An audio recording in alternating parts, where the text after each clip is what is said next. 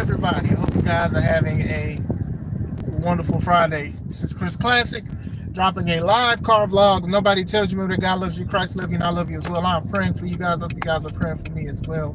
Make sure you subscribe to the Take It Home podcast, where I talk about professional wrestling topics, and I'll put up my matches as Classic Alpha, a professional wrestler of 13 years. Make sure you also subscribe to C3 Ultimate Wrestling. That is me and my wife's professional wrestling company. Hope you guys are having a wonderful afternoon. Give me 1 second. I do have to respond to this question on Messenger.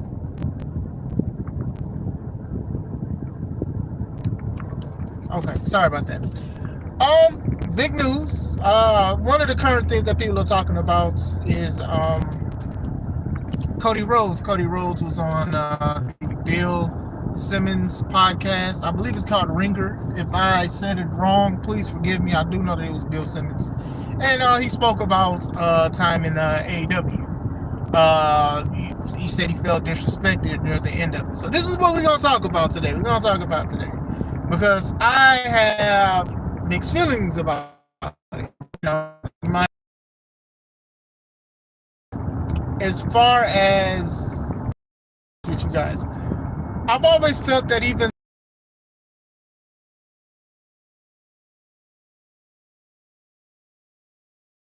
he didn't want to be Stardust anymore, and WWE wanted him to be Stardust, and he didn't want to be Stardust anymore. So I do feel like, even though he was a part of it from the ground up and stuff like that, I do feel like he was not going to be there, like permanent. These contracts that they have, I think he was trying to use it as a platform to show, hey, WWE, this is what you guys are missing out on. The hits and misses of AEW that he's done, we're going to talk about that as well. But I do think that him being the American Nightmare, the way he did it, and obviously the stuff he did in the independents and other spots as well, I think he did great. I think he used AEW as a great platform to show WWE what they missed out on, and look at where he's at now. He's back in WWE, and I called it home a couple years back. I said he's back home because I did feel like he was just using AEW to do that. I did think that he wanted to be a part of the company and try to help and elevate people and do things differently, but I do think that the way that Cody Rhodes was doing certain things in AEW, it had WWE residue on it, which meant like he was doing certain things that WWE is known to do with certain stuff, and I think he used that. And I also think that that's sort of like what Mercedes Moné is doing. I don't think she's going to be in AEW like for a really long time and stuff like that. I do think that she will return to WWE. She said small things about it before,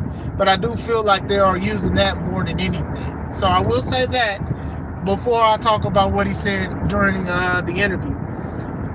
He did feel he was disrespected, he said, near like the end, because he was like, it felt different when he was disrespected in WWE because it's the Yankees or whatever like that. Like, this is something that he didn't build from the ground up. AEW was something that him and the Bucks, Kenny, and all these other people, they built from the ground up, and he felt that that's why, he shouldn't have felt disrespected because he's something he created. Let's speak about that part.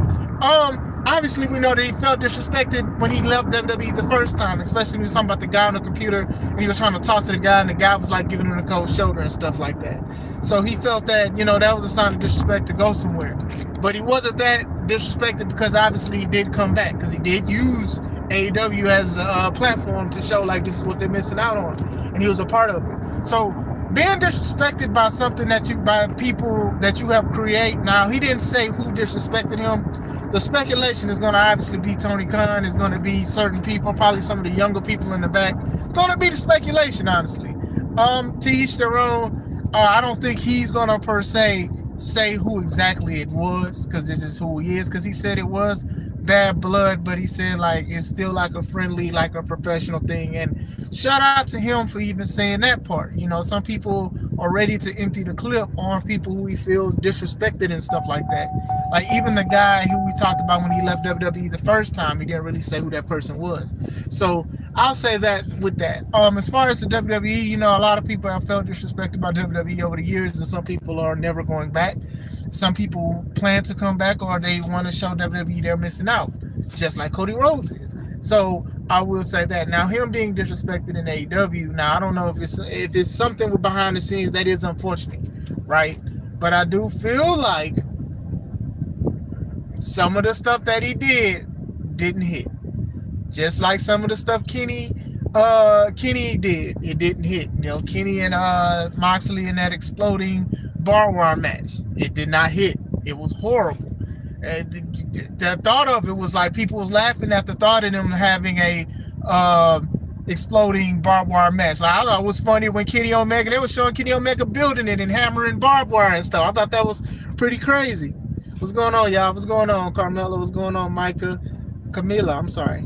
So I was like, I thought that didn't hit. You know, some of the stuff that the Young Bucks do as far as certain stuff, like creative stuff, it didn't hit. Some of the matches and some of the stuff that they did, it was just corny. Cody got to get this smoke too. What's going on, Jacob? Start panting like a dog. No, sir.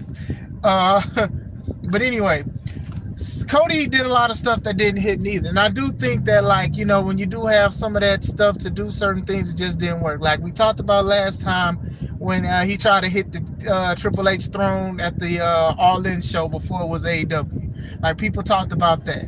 I talked about the promo with Cody. He was trying to end racism in that promo, if y'all remember.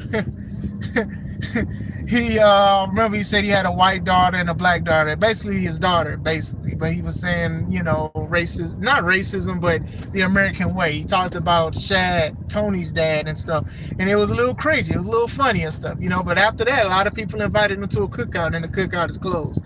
But still, a lot of things were hit and miss, you know. Him being the first TNT champion, some people liked it and some people did not like it. I did like his feud that he had with Malachi, who's Alistair. I did like the stuff that he had with Brody Lee. I thought that stuff was good. So he's had hits and misses and stuff like that. The promo stuff, you know, people wanted him to be evil and all of that. Like, some things worked. I feel like back then there were people that Cody wanted to push when Tony was high-paying talent, when the Bucks was doing elite stuff. But yeah, I think that too. Shout out to you, SMP Steve. Shout out to you, sir. That's also another thing too. I do feel like outside of like some of the stuff with his creative ideas was hit and miss, I do feel like he did want certain people to like elevate, and I think that other people had other plans and stuff. Like, I will say he did try his best to help Sammy Guevara, but Sammy has to help himself. And, you know, he's been on a good list so far. But, you know, Sammy got caught saying some stuff, trying to fight and being messy with certain situations and all of that stuff. But obviously, a lot of these guys, you know, they called it All Friends Wrestling at one point, because a lot of people who we never heard of or we've seen on the independent scene, we've seen them like just show up, and it's just like some people couldn't wrestle, they couldn't cut a promo, they shouldn't be doing certain things, they shouldn't be getting these opportunities, but they were getting it. And maybe that's something that Cody got frustrated with. Maybe Cody was like, hey, I don't like how this is going, and then people is just like, hey, just let us have fun. See, this is the problem when you have like 4 or 5 people trying to run the ship. Somebody's always gonna fight over the wheel. They're gonna feel like we need to go in this direction, and some people need to go in that direction. To me, Cody obviously stood out between Kenny and the Bucks. He stood out between these guys. And like I said, I don't know if the disrespect came from Tony, because it seems like Tony does want to like help other people and make them feel good. And sometimes that's telling people what they want to hear. And sometimes as a boss and as a businessman, it's not the best thing to do. And I can understand some of the frustrations that's going on, because even Punk spoke about that kind of stuff as well. Also, even going back to the Cody thing, you know, very early into AEW's beginning, he did a match where he went against Jericho, and he said that if he loses, he would never challenge for the AEW World Title. So even then, even though he did that, he wound up being a multi-time TNT champion, and people felt a certain way about that, so it didn't even matter. To me, that kind of felt like, I think he knew that like him being a world champion at a company he created would put, like, I don't want to say a bad stain, but it put a little damper on how the fans would think of him. So like, even with like Kenny winning it, right? You know, Kenny, you know, they did what they best. Like, I think Kenny did the best that he could with it. I think he needed more direction, because at this time they was giving him a whole bunch of belts, AAA, TNA, all these other belts and stuff like that. And I don't want to say it was like the best reign ever or whatever like that, but still, their fans loved Kenny more than they loved Cody. And I do think that they would have turned on him quicker if he became champion. They turned on him eventually. And I remember making posts about it. I was like, hey, what happened? He was like, man, they turned on him, boss, because he had the WWE residue. AEW was trying to do different things. I'm not going to sit here and say it was good and bad, because it was good and bad. So I actually did. I just contradicted myself. They did good and bad things. And obviously Cody was trying to do his own thing, and it felt more WWE stuff more than AEW. You could definitely tell the difference. You could definitely tell the difference. So him feeling disrespected, I can see that. But at the same time, you know, hey, this is what happens when a lot of people try to run a company at the same time. He said he felt so disrespected that when he talked to his wife Brandy, his wife said just leave. So you could tell he probably wanted to stay in something that he created, but at the same time, in my mind, I just truly think he was going to go back to WWE regardless of what was going on or whatever. You know what I'm saying? Everybody has their own creative ideas and certain things they want to do and stuff. And like I said, like I enjoy some of the stuff of AEW, but I do critique them more because they give more to critique, if that makes sense, right? Because I know a lot of people was like so happy that AEW was something that was coming in, it was getting a TV deal, because a lot of people were sick of what WWE was doing, because WWE got too comfortable at the top. They did. And then I think that AEW was something that helped kickstart certain stuff with quality.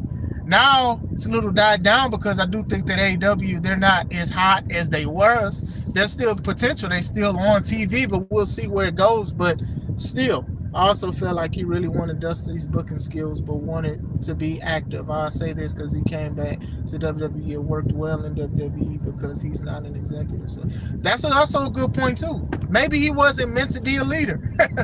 Maybe he wasn't meant to run a show and stuff like that. Like, as a promoter, booker, and wrestler of C3 Ultimate Wrestling, who was fighting for control over the board, before all of this stuff was happening with the board, I've seen people like stress out for this kind of stuff, right? I've seen people stress out for these kind of things, right? Because, you know, you can't rest until the show is over and done with. You know, I don't like the board and what they're doing. I'm going to take my company back. But at the same time, I commend them, because they're doing a lot of this stuff with a smile on their face. You know, and that's something that I'm going to have to take to the drawing board. Some of these wrestlers that I know and somehow I don't know or heard of, they cannot run a company. They're great wrestlers, but they can't run a company. They don't know how to do things. They're not creative. They don't know how to do any of that stuff, right? So still, you know what I'm saying? Like, and maybe that's just something that Cody shouldn't do. I do think that Cody has great insight and can work with certain things, and certain things can work, but sometimes people just aren't meant to run a company. And that's totally fine too. Like I said, I did feel like Cody had a more different direction than what AEW did. I think, especially at the point where Cody was at, a lot of these guys and gals, they just wanted to get paid and be on TV. That was it. They didn't care if it was a good story. They didn't care if stuff was legit. They was just getting paid and being on TV, because at one point it was just WWE. That was it. So I do feel like that's just what it is. And he said he wanted to go elsewhere, which he meant WWE, to show like, hey, I was a big, very important component into the company. And you can look at it and, you know, people can debate, oh, it's because Punk left or it's because of Cody left. He was a huge component. He was definitely a huge component in AEW. He might have not been as tight as he wanted to be. Like I said, he had hits and misses. But still, he's, you know, he's still basically, for the most part, the same character from AEW. It's not like much has really changed. So I do think that he has done the right thing for his career. Look at what he's accomplished within a few years of being back. 2-time Royal Rumble winner, multi-time tag champion, king of Saudi Arabia, king of the ring.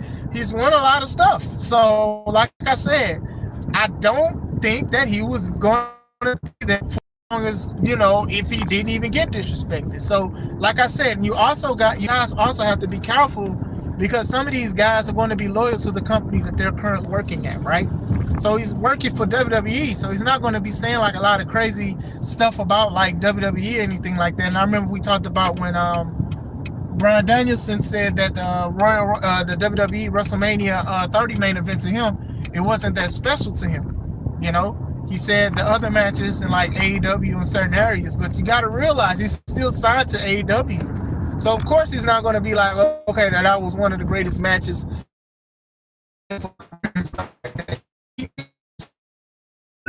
But usually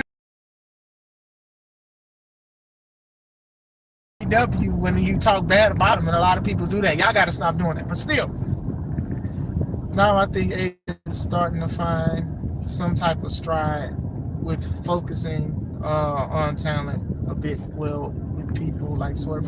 Yeah, and it took them a while. The problem is that they needed to be consistent with that. Swerve, right? I think Swerve should have had the belt until him and Hangman had a feud, and then he lost it to Hangman. To me, Swerve's reign only happened because he got popular and they try to shoehorn him into a situation, right? So, like, he lost to Bryan Danielson, and Danielson was doing a thing where his career was on the line. So Danielson won, and then within like a weekend, I'm joking, of course, he loses it quick to Moxley, and Bryan was gone for a while. So it was like, what was the point? Just for a feel-good moment, for just to have him as a champ? As much as I enjoyed Swerve as an AEW champion, I did feel like he got the short end of the stick because he really didn't go against any AEW world champions as he was a world champion.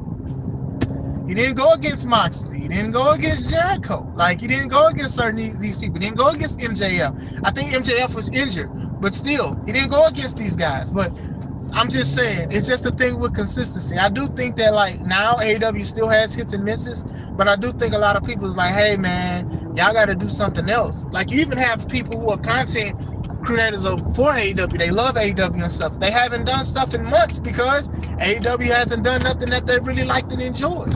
And instead of just saying, hey, maybe they should do better or want to do better, they just don't post because that's just what it is. But going back into Cody Rhodes, yeah, that would suck if you create something and then you feel disrespected. So you go to basically, I don't want to even say the competition, the higher level of wrestling, because it's not even competition at this point. I know a lot of people feel a certain way when people say that, but ain't that the truth? It's definitely the truth, you know? Like I said, Cody has a Hall of Fame career in WWE within, 3-4 years? By 4 years of being back. He's scheduled to go against John Cena. Is it Sunday? So we'll see where it goes from there. But I did want to speak about that briefly. I wanted to speak about, like, the things of him feeling disrespected, because maybe even some of the stuff that they said, they probably say, hey, I don't like your idea. This is what happens when you have 4 or 5 people in the forefront. Somebody may not like your idea, and maybe they vote and say, hey, we're not going to do that. Now you feel disrespected. It could be anything, right? Like I said, Cody has had hits and misses. The other guys have had hits and misses too. Now, if he's saying or alluding that Tony Khan is the reason why he feels disrespected, that's something that I feel like Cody's going to keep to his grave. Because, like he said, there is a little bad blood, you know. But I don't feel, and I'm going to say this before I leave, I don't feel like he was going to stay there for a long time. I just feel like he did want to help people. He wanted to help people. He wanted it to go in a certain direction. And he would leave and go back to WWE. I feel that. I just feel that. I just feel like he just wanted to show WWE that, hey, we could do something. And he challenged himself, selling out an arena, thousands of people and stuff, doing it with his friends and his buddies. You know, he mentioned them in an interview and stuff like that. I think this is all to show, like, one, to put a pat on his back, because sure, that's big things to do. But I also feel like he wanted to show WWE that they missed out. And I think he succeeded with that. And hopefully, if other people want to be in WWE or they feel like they was done wrong, they take his blueprint and hopefully it works out for you. But we'll see. But what do you guys think about the situation? Let me know. I hope you guys have a wonderful day. This is Chris Classic. Stay home.